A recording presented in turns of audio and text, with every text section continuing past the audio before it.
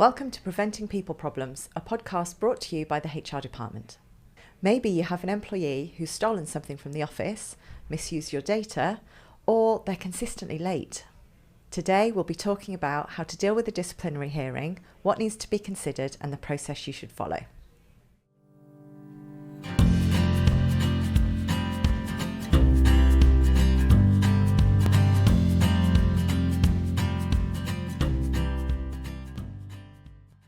Hello and welcome to today's episode of Preventing People Problems brought to you by the HR department. I'm Tracey Hudson and today I'm with Parmilla Minhas and Erica Burke. Hello. Hi. So let's do the important bits first. Let's introduce you both. So Erica, tell everyone about yourself. Okay, so I'm with the HR department Solihull. Yeah. I've been with the HR department for now 4.5 years. So that's been great. And before that, I was a consultant. So commuting to London every day, sorting problems out with lots of different companies. Amazing. So yeah, great move. Amazing. And Parmilla, hi. Hi, so I'm with the HR department, Watford, West Herts and South Bedfordshire. And I've been with them for 7 years now. And before that, I had the life of a corporate HR person, so specialising in professional services and financial services. Brilliant. Okay, so today I'm really excited because we're going to be talking about investigations and disciplinaries. So for all our small business owners who are listening, what they really want to know is, what do you do when something happens? Like maybe someone's behaved in a way that they shouldn't have done, or they've upset a client, or something's happened. What do you do in that moment? Parmilla. Okay, so I think the most important thing is to do a fact find. So what exactly has happened? Let's look at the facts. Let's understand what the misconduct is, if there is any misconduct. So that could be meeting with the employee in question. It could be trying to understand if there are other people that might have witnessed the alleged misconduct, misbehaviour, whatever it might be, and trying to ascertain exactly what has happened and almost build like a timeline of events of what's taken place. That will help you, I guess, understand how serious the issue is. That will inform you on what's next steps, what do we need to do going forward. And who does that? What are the rules around who needs to do that investigation? So I think it's tough, isn't it, with small businesses, because they don't have this huge resource issue. No, and sometimes, there's that temptation just to sort of leap right in. Yeah. And, they don't have lots of different managers they can turn to. They perhaps don't even know, what process to follow. If you've not got a policy, you've not done it before, it's quite a thing. And some people will think they can just launch straight in and, sort it all out and find out later that they've not done it right. But yeah, so when it's, who does it? Sometimes it's, the manager there. The line manager, or do they just take stock and then find out who else is available to help with that? It's a difficult one, if you're small, it's often better to get somebody else to help if you possibly can, at least at that start point, just to get a bit of advice about what you do. Yeah, where do we start? Because it's so easy in a small business to make so many assumptions, isn't it? 100%. Because you know those people. Yeah. So, I mean, if anything happened in my team, I know that would really upset me, because I think, how could they do that to me? Yeah. Why would they do that? They know better. Yeah. It's like, it's so personal. That's so true. I think quite often we see that when we're talking to business owners, that they do exactly that, going, I don't understand. They're not usually like that. They wouldn't usually do that. That's not typical behaviour. And actually I think that's really important to understand, that is to then go, okay, well, if that is how you think that they wouldn't usually behave, why are they behaving in that way? Trying to understand, isn't it? Yeah. Trying to unpick, why has that particular thing, whatever it might be, why has that taken place? If you are emotionally invested in it, I think it's better to stand back and go, actually, do you know what? I'm probably not the best person to do this. Perhaps my equal, my line manager that's over there, perhaps he or she or they might be better equipped to deal with this because they're not so emotionally invested here. Yeah, and I think sometimes when they are very emotionally invested, particularly with, it's a small team, there is a tendency sometimes to, either be too nice, or go too far the other way, depending on your personal experience of those individuals. And quite often, because it's a small business, you've seen people at their best and at their worst. Yeah. And you can very easily sort of jump to conclusions about what has motivated it, what it is, and that can sometimes get you into hot water. So I think that, you know, there is that bit that just pause. Yeah. What is it that's happened? How bad is it? You know, is it a one-off? Is it not? Just pause for a second, because it is really easy just to launch into something and say, because you know them, you know, make lots of assumptions that may come back to bite you. Yeah. And when it's something really serious, or I guess, you know, a manager or a business owner has taken it really personally, their instinct is, I just want them out of here. Yeah. Just get them out. I just want them out. Yep. I can't bear to look at them. Yep. It's like when you're angry with your kids. Just go to your room and think about what you've done. Want them gone. Get them out. Get them out. So can we talk about suspension and when that's appropriate and when it's not? Erica? Yeah, I mean, suspension is, you know, we often talk about it being in terms of when it's the most serious of things. So when we think it's something, you know, that's theft, there's been a punch up, you know, something that could potentially be a gross misconduct issue, then that's perhaps when you'd think about suspending them whilst you look into it. There is a temptation for people to do it, automatically suspend people and suspend them indefinitely. I've been in some places where people have been suspended for a year or more. On full pay? On full pay, amazingly. Because they haven't just, you know, the case has become convoluted, it's not been structured, and they don't quite know how to deal with the facts that are emerging. So people have been left languishing, and that's a really dangerous place, you know, both financially for the business, 100%. but also in terms of if suspension is supposed to be something that is a neutral act, and you kept somebody away from the office or from whatever work they're doing, they're not getting the development, you know, they're effectively being punished, and they haven't actually done anything yet. Yeah. Or not been proven. Yeah. I think that's really important, the time frame, because, you know, we've had instances similar to you where the individual's been suspended at the drop of a hat, and then they've just gone out, and 2 months later nothing has happened, and they're continuing to be paid. But more than the financial thing, it's the impact to that individual of being out of the business for 2 months, not knowing what's happened, and also their colleagues. You know, their colleagues have been, hold on, that person's been suspended, where are they, what's going on? And obviously you can't give the details. So I think that it's really important that managers, business owners don't take that knee-jerk reaction and go, I'm so cross, I just need to get them out of the business. Actually, what is the severity of what they've done? Is there a risk to the business? Because ultimately, I think that's where suspension is. If there's a high risk, then it's appropriate. Because sometimes people can move to, you know, be moved to other work. It's not people's preferred option. But if you're looking at it, if the case went to, you know, the extreme, as in ended up in a tribunal situation, they would be looking about how reasonable you were in that, and was suspension the right thing to do under those circumstances? Did you actually consider anything else? So I think, you know, it is important why we need to suspend, but it may not always be the best thing. But certainly in terms of things of, you know, the most serious of issues, and you're worried particularly if they've got access to information, they could absolutely they could try to talk to other members of staff, influence what witnesses what say. Absolutely. You know, I had one actually the other day. Somebody phoned me up for this reason, and the managing director, because the person was known to them, you know, he then wanted to have a chat with the person. They've already been suspended. You know, he's wanted to have an informal chat. They're doing an investigation at the same time that he's not doing. And, you know, it was kind of, they were kind of stuck as to what they do now, because they were in this place where they hadn't moved forward, but they don't want to do anything bad. They want to make sure she's all right. It's a really tough one, isn't it? It was really difficult, and I had to kind of say to them, just step back a minute and think about what process we're following. What are you trying? What stage are you at? What are you trying to do?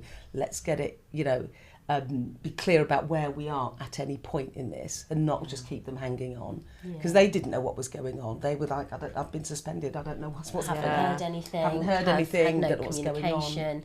And that's the important thing, isn't it? Is to maintain that line of communication with an individual whilst they are suspended. Okay, this is what we're doing right now. this is the next step. Yeah. This is where we are in terms of time frame as well. Yeah. It's, you know, it should be treated with the utmost importance. Just keep them in the loop, just to say, you know it's a serious matter, but it is that sort of, you know, if it's going to be at last a couple of weeks to do an investigation, then just say, look, either it's taken a little bit longer than we'd originally anticipated, you know, so it'll be a little while longer, but we will, once we've got that, we'll decide what the next steps are and whether we need to speak to you again or what have you. Yeah. I guess it's that sense of urgency, isn't it? You need to just be making sure that the person who's suspended understands that this is important to you, it's priority, and you're doing it as quickly as you can. And things are moving, because again, when people are out of the business, you're losing productivity. Other people, as you said, Parmilla, are wondering what on earth's going on.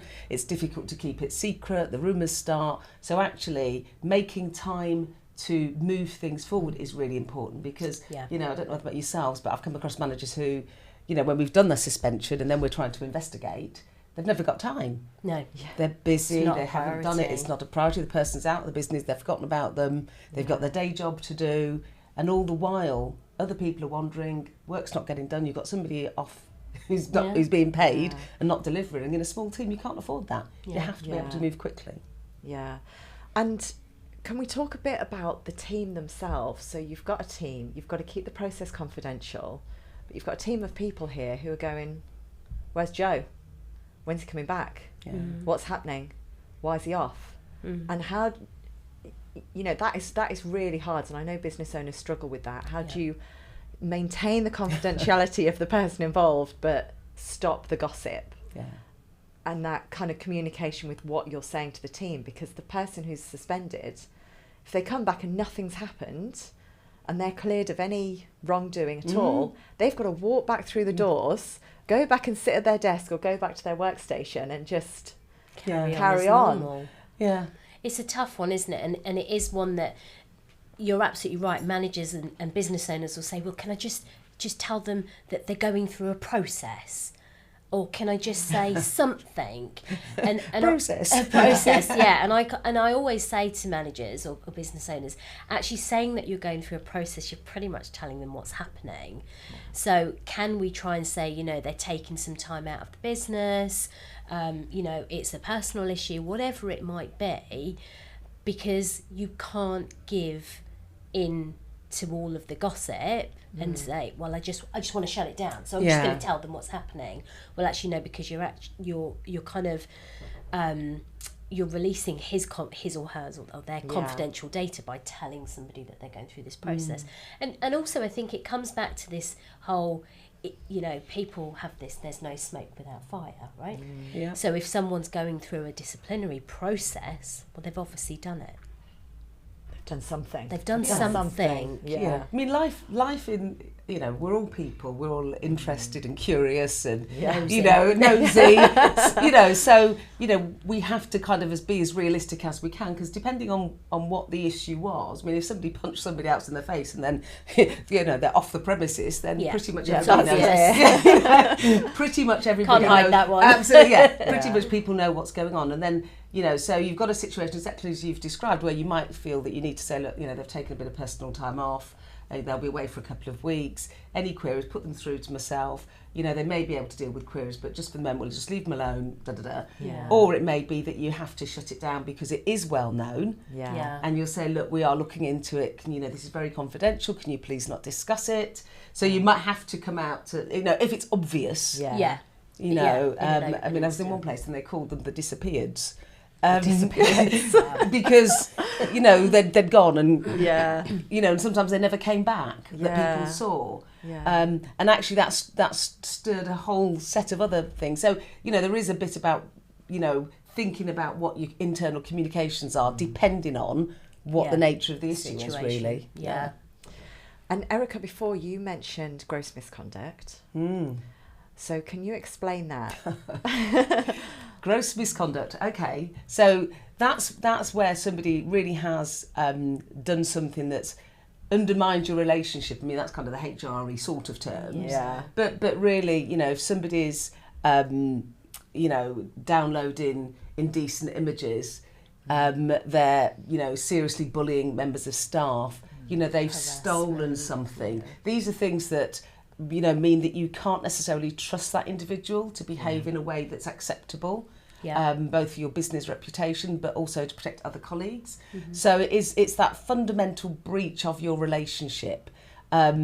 You know, and the list is sort of endless because every business is different. Depends, And, you know, what might be okay and acceptable, there were inverted commas, in some places may not be in others. Yeah. You know, you might give somebody the benefit of the doubt in a situation of, I mean, it's not always, not typical that one would in a situation of theft, but you don't know. In certain business, but particularly if, you know, if your bit of it is managing the money. Yeah, it depends on your role, Absolutely. doesn't it? I mean, if it's, you know, somebody might be, I don't know, I'm not, you know, if they've, you know, a ticket, a timekeeping ticket or a receipt that they've not sent through or something, you know, in time, or they've tried to, it depends, you know, I mean, there's sort of mitigation and grey areas, but yeah, it's those things that are really sort of the most serious things that somebody could do in your business. But if they're not really serious, you can still do something about it. You can still go through a disciplinary process. Yeah. Right, Parmilla? Yeah. So you know, the gross misconduct is obviously the most extreme. So your theft, your fighting, your harassment, your bullying, etc. But there could be some things that are around persistent behaviour. Yes. So, you know, you could have persistent lateness, for example. And that's something that I think we see very, very often in small businesses. Oh, it's only 5 minutes, it's only 10 minutes. Yeah. And then when it's going on over a really prolonged period of time, business owner will call you and go, actually, I can't put up with this anymore, they've got to go. Actually, even with the kind of smaller instances of misconduct, nip them in the bud at the earliest possible opportunity. It doesn't always have to be disciplinary. It could just be, we need to have a really strong conversation. Yeah, bit of standard setting. It's about maintaining your standards. Yeah, because sometimes people, you know, will come in, they pick up a culture, and that culture may appear to be very laid back. Yeah. They might see other people come in a bit later, and they think it's not really that big a deal if I come in a bit late. You know, you're overreacting. And again, it depends, you know, you have to set the tone organisationally. Yeah. And if people have misunderstood or, you know, or are misrepresenting your culture, then that's the bit where you say, look, you know, I don't quite know where you got this idea, but let's just be clear. You need to be ready for work at 9 o'clock at your desk, not eating your breakfast, not walking through, getting a coffee. You know, from 9 o'clock. That's how it goes. Yeah. You know, and I think it's when, you know, if managers are inconsistent in how they address those things, that's when you perhaps have some problems, because you might have somebody who you can see on the phone, it bothers you. It bothers you because you don't like them. It doesn't bother you. It doesn't bother you because it's detracting necessarily from their work. Sometimes it does, but sometimes it's because that person really irritates you, and you can see them on their phone and they're not working hard, and that becomes your driver. They came in at 3 minutes past Absolutely. 9. And somebody else did, and they say, I'm sorry, I missed the bus. Okay, well, you know, she missed the bus. Never mind. Yeah, but the other one, well, you should have got up earlier. So it's about, you know, managing those things, because, again, being consistent, because when you're inconsistent, you then open yourselves up for other challenges, which you really don't want to start considering. It's tough though, isn't it? Because you have to remember that we're all still people, and we have our emotions, and you do feel more cross with some people than others. But as you know, as managers, as business owners, it's important to really try and almost control that. Absolutely. And I guess, you know, I don't know about you, but I've had multiple conversations with managers going, is it actually the person that's annoying you, or is it the action that they're doing? How long have they been doing this for? Does anyone else do the same thing? How do you react in those situations? And kind of, you almost sense checking with that manager to then say, actually, probably am being a bit. And that's the sort of advice I often give, is that, you know, when somebody does that kind of complaint, I say, okay, you know, are they the only person? Not that it always makes it, but are they the only person who does that? You know, what's the general understanding? Is it the individual? Is it, you know, a real rule, or is it just you're upset by them? Back to consistency, you know. So moving on to the hearing itself. Yes. So you've done your investigation. There's some allegations there that need some answers. How do you approach the hearing? What do you need to do in terms of a process? Parmilla? So you've done your investigation. It's the investigating manager has made the recommendation. It's got to go to disciplinary. So the individual needs to be invited to a disciplinary with a formal letter. They need to be given a reasonable amount of notice for that hearing. What's reasonable? And that's a really good question, because we hear so much around 48 hours, but I think you've got to take into consideration what the allegation is. If it's something really straightforward, of course 48 hours is more than enough. But if you've got a really serious gross misconduct, fraud, theft, whatever it is, there should be a lot of documentation that you're providing to the employee. That might take them longer than 48 hours to go through. And you've got to be, there's still a sense of fairness and proportionateness. So, if somebody's got to say, you've done a big investigation, disciplinaries, stand and fall quite often on the quality of that investigation. And then making sure that at the hearing people are properly prepared to be able to represent themselves. So, yes, you want to move it through very quickly, and, exactly as you say, depending on the circumstances, 24, 48 hours may be fine. But actually, if somebody's got to find themselves somebody to accompany them, you've got to be able to do that. If somebody says that they can't attend, ACAS would also advise that you reschedule at least once. It's just about showing that you have behaved reasonably. Whether you believe the individual and what they're saying is neither here nor there in some of this. This is about you behaving reasonably and giving them a reasonable opportunity to defend themselves, if you like, and make representation about the allegations. And just on that point quickly, the allegations, be very clear about what it is that you're holding them to. Because if you're alleging one thing and something else comes out and that's what you then, sanction them on, you haven't given them the opportunity. No, it's not the right. The two don't match. It's got to be the right. Critical. It's critical. You've got to get the allegation absolutely clear that on this date you breached our da-da-da-da. But I think with that has got to go all of the information that the investigating manager has used to make that decision to go disciplinary or not. And so the investigation report is critical. That's got to be detailed. That's got to have all the evidence, and that has got to be shared with the employee. Yes, they've got to. Anything that you're relying on as the person who's hearing, and we've said already, it's got to be a different person who's investigated versus who's going to be managing the hearing. Having somebody else there to take notes. I think, you've got to be able to give that person all the information that you're using. They have to have access to the same information, so that A, they can properly represent themselves, and B, if you need to ask actual questions, if to clear up a point that you're not understanding about something they've said, then again you're using the same information, and it's fair. And I think the other point that business owners or investigator managers or whoever forget is to let the witnesses know that their statements will be shared with the person. The old, I want to say something, but I don't want anyone to see it's me that said it. Absolutely. Absolutely. That is really key. So, Erica, you mentioned a representative. Now, small businesses don't recognise trade unions. That's right, But they can still have a trade union, right? Absolutely. And some people have struggled with that. But, if somebody wants a trade union present, they have the right to contact absolutely whoever they want. I mean, they can't have, solicitors and all the rest of it, unless that's something in your policy. Family friend. But again, if there's an issue of reasonable adjustment, if it's somebody, you may exceptionally, it's not something that I'd recommend as part, as normal.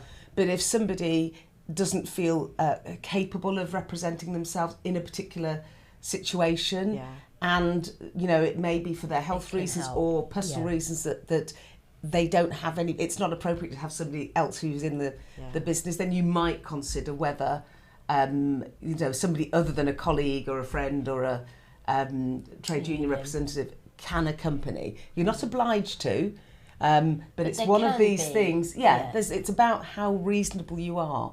And I guess these in things. terms of adjustments, going through a process like this is really stressful. 100%. And quite often employees will go off sick. Yes. you don't have to do the hearing in person if that's going to put too much pressure on the people, right? You can do it in other ways. Yeah, you can. And I think the other thing is that if somebody has gone off with stress, because that's the typical one you see, and they're citing the hearing is in itself a reason that they're off, then actually expediting that process will help with their mental health. And bringing along a family member may absolutely help them in that process. But it's important in the hearing that the hearing manager makes it very, very clear what that role is. And I think, and that you have that situation also where somebody might raise a grievance during that process.